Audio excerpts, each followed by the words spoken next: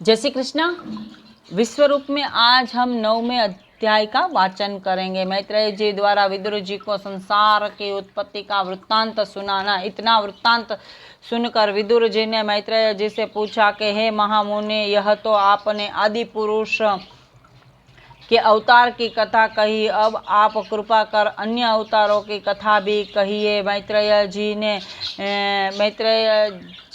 ने कहा, विदुर जी, प्रलय काल होने के बाद जब चारों ओर पानी ही पानी था, उस समय आदि पुरुष शेषनाग की शैया पर शयन कर रहे थे। तब उनकी नाभि से एक बड़ा ही तेजोमय कमल पुष्प प्रकट हुआ और उस कमल पुष्प की नाल से ब्रह्मा जी उत्पन्न हुए और उस कमल पुष्प के ऊपर आ बैठे।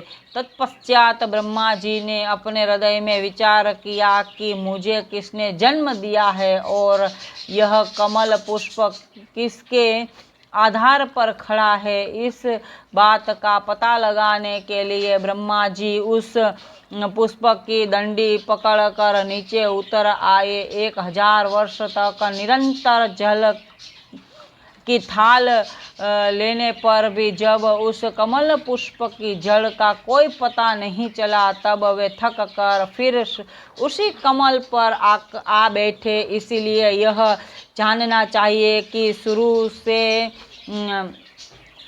से सभी जीव अज्ञानी हैं। नारायण जी की कृपा से ही सबको बाद में ज्ञान प्राप्त होता है। जिस समय ब्रह्मा जी उस कमल पर बैठे हुए चिंता कर रहे थे, उसी समय आकाशवाणी हुई कि हे ब्रह्मा, परब्रह्म परमेश्वर का भजन तथा स्मरण करो, तभी तुम्हें ज्ञान होगा। इस आकाशवाणी को सुनकर जब ब्रह्मा जी ने श्री नारायण भगवान का भजन तथा स्मरण किया, तब उनके मन में ज्ञान का प्रादुर्भाव हुआ। उस समय उन्हें यह दिखाई देने लगा कि एक बड़ा मनोहर सांवला पुरुष लक्ष्मी सहित शेष